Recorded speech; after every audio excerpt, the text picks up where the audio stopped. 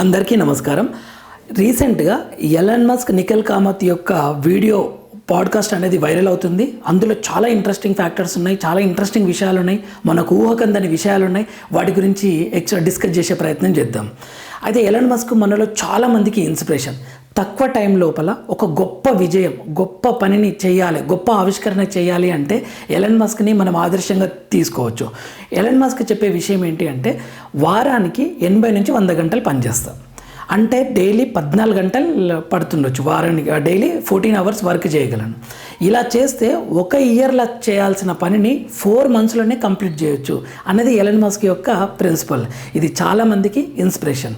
అయితే ఈ పాడ్కాస్ట్లో Nikhil Kamath and Elon Musk పాడ్కాస్ట్లో మనం కొన్ని ఇంట్రెస్టింగ్ విషయాల్ని డిస్కస్ చేద్దాం.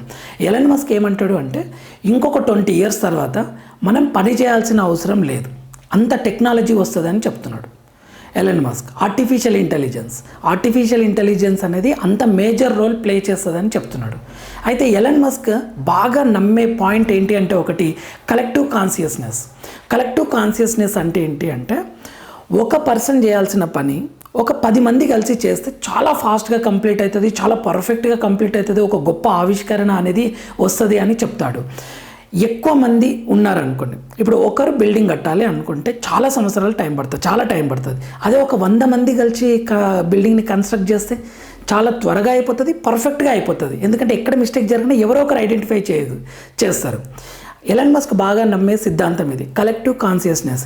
ఎక్కువ మంది ఉంటే ఎక్కువ బ్రెయిన్స్ ఇన్వాల్వ్ అవుతాయి.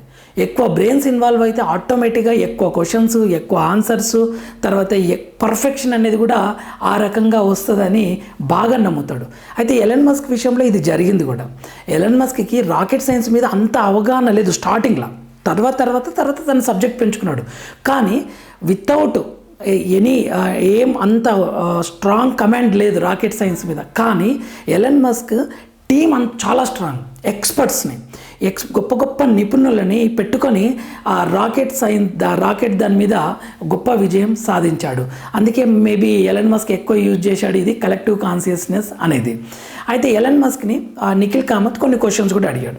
అందులో ఒక క్వశ్చన్ ఏంటి అంటే మీరు ట్విట్టర్లో యాక్టివ్ యూజర్స్ ఎంతమంది ఉంటారు మంత్లీ అని.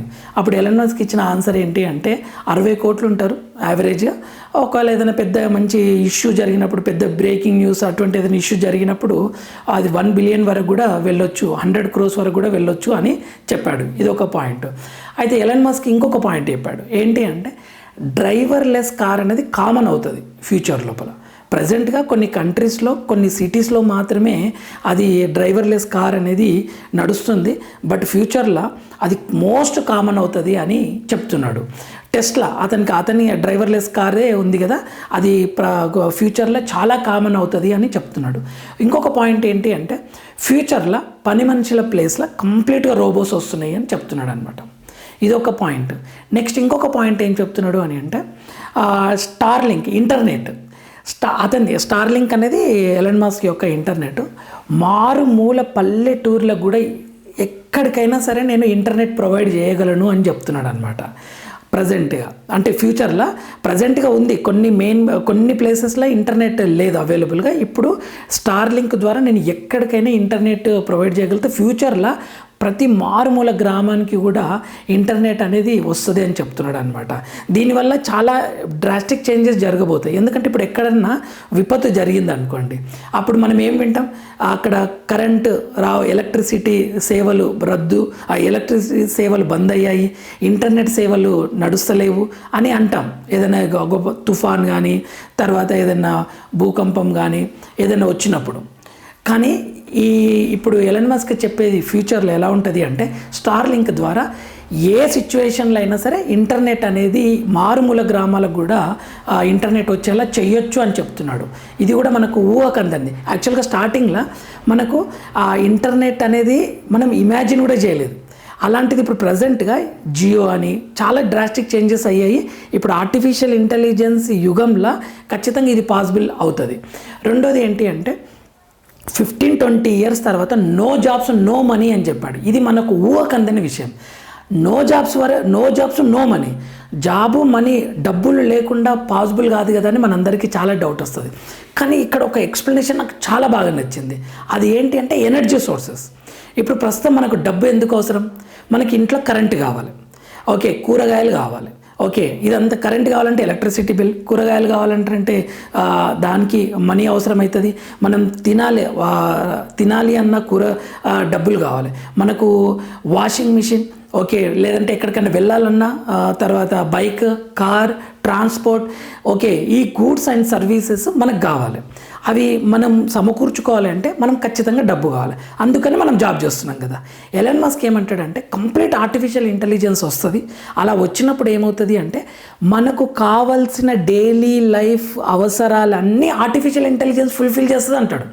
అది ఎలా అంటే ఫర్ ఎగ్జాంపుల్ వ్యవసాయం చేయాలి, కూరగాయలు పండించాలి, ఒక రోబోని అరేంజ్ చేసుకొని నువ్వు కూరగాయలు పండించు అని దానికి ఇన్స్ట్రక్షన్స్ ఇస్తే ఆటోమేటిక్గా అది కూరగాయలు అందిస్తుంది. మనకు ఇంట్లో ఎలక్ట్రిసిటీ కావాలి మనకు, ఓకే, మనం ఒక రోబోకి నువ్వు సోలార్ ఎనర్జీ ద్వారా ఎలక్ట్రిసిటీని అరేంజ్ అయ్యి ఇంట్లో అంటే ఖచ్చితంగా అరేంజ్ చేస్తుంది. ఓకే, మనకు ఒక వెహికల్ కావాలి, మనకు ఆర్టిఫిషియల్ ఇంటెలిజెన్స్ ద్వారా ఈ వెహికల్ ఇలా బిల్డ్ చెయ్యి నాకు నచ్చినట్లు అని చెప్తే అది చేసి ఇస్తుంది. ఓకే, లేదంటే టీవీ, మనకు ఒక టీవీ కావాలంటే ఈ కాన్ఫిగరేషన్స్ తోటి నాకు ఒక టీవీ, ఒక ల్యాప్టాప్ మ్యానుఫ్యాక్చర్ చేయి అంటే చేస్తుంది. అంటే ఎనర్జీ సోర్సెస్ ద్వారా, ఇప్పుడు సోలార్ ద్వారా మనకి ఎలక్ట్రిసిటీ ప్రొవైడ్ చేస్తుంది, మన అవసరాలు తీరుతున్నాయి అన్నమాట. ఆర్టిఫిషియల్ ఇంటెలిజెన్స్ అనేది ఆ ఎనర్జీస్ని, మన చుట్టూ ఉన్న ఎనర్జీ మన అవసరాలకు తగ్గట్లు అందివ్వబడితే మనకు డబ్బు అవసరం ఉండదు. డబ్బు అవసరం లేకపోతే ఆటోమేటిక్గా జాబ్ కూడా చేయాల్సిన అవసరం ఉండదు. మన అవసరాలు తీరితే డబ్బులు ఎందుకు, జాబ్ ఎందుకు అన్నది ఎలన్ మస్క్ యొక్క ఆలోచన, ఎలన్ మస్క్ యొక్క వాదన. ఫ్యూచర్లో ఇది జరగబోతుంది అని చెప్తున్నాడు. ఇదైతే మీరేమంటారో మీరు కామెంట్ చేయండి. ఇదైతే ఇమాజిన్ చేయడానికి కూడా డబ్బులు లేకుండా, వర్క్ లేకుండా అనేది ఇమాజిన్ చేయలేం మనం. బట్ ఫ్యూచర్లో ఆర్టిఫిషియల్ ఇంటెలిజెన్స్ వలన ఇది పాసిబుల్ అవుతుందేమో చూద్దాం. అయితే ఈ క్రమం లోపల నిఖిల్ కామత్ ఒక క్వశ్చన్ అడిగాడు. ఒక గొప్ప ఫిలాసఫర్ ఫెడ్రిక్ నీషే చెప్పిన పాయింట్ ఏంటి అంటే మనిషి ఓన్లీ తన కోసం కాకుండా తన మైండ్లో నేను ప్రూవ్ చేసుకోవాలి, నేను ఒక గొప్ప వ్యక్తిగా పేరు సంపాదించాలి అనే ఆలోచనతో కూడా వర్క్ చేస్తాడు కదా. మరి దీని మీద మీ కామెంట్ ఏంటి అని అంటే ఎలన్ మస్క్ అన్నాడు కదా, జాబ్ చేయకుండా, పని చేయకుండా మనిషి సర్వైవ్ కాగలడు ఫ్యూచర్లో అని అడిగినందుకు నిఖిల్ కామత్ గారు ఈ క్వశ్చన్ అడిగారు.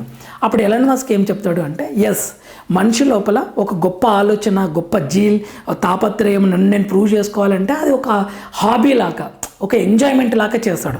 తన అవసరాలన్నీ ఈజీగా తీరుతాయి. ఆర్టిఫిషియల్ ఇంటెలిజెన్స్ ద్వారా ఈజీగా తీర్చుకొని తనకి ఇంకేదైనా ఫ్యాషన్ ఉంది అంటే శాలరీ కోసం వర్క్ చేయడు. తను ఏమంటారు ఫ్యాషనేట్గా ఎంజాయ్ చేస్తూ వర్క్ చేస్తాడు అనేది చెప్తాడు. తర్వాత ఫ్యూచర్లో కరెన్సీ కూడా ఉండదని చెప్తాడు. దీని గురించి డబ్బులు అనేది ఉండదు, అది తగ్గిపోతుంది అని చెప్తాడు. ఎందుకంటే మన అవసరాలన్నీ తీరితే ఇంకా డబ్బు అవసరం ఎందుకు అని చెప్తాడు. ఇంకొక పాయింట్ ఏం చెప్పాడంటే ఫ్యూచర్లో ఏదైనా ఫిలిం తీయాలన్నా ఆర్టిఫిషియల్ ఇంటెలిజెన్స్ ఫిలిం తీసిస్తుంది అని చెప్తున్నాడు. ఓకే, అంటే మనకు ఫ్యూచర్లో ఆర్టిఫిషియల్ ఇంటెలిజెన్స్ అనేది, టెక్నాలజీ అనేది పెద్ద రోల్ ప్లే చేస్తుంది అని చెప్తున్నాడు. ఇంకొక పాయింట్ కూడా చెప్పాడు. అదేంటి అంటే పిల్లల్ని కనడం విషయం లోపల కూడా అది తగ్గొద్దు అని చెప్తున్నాడు.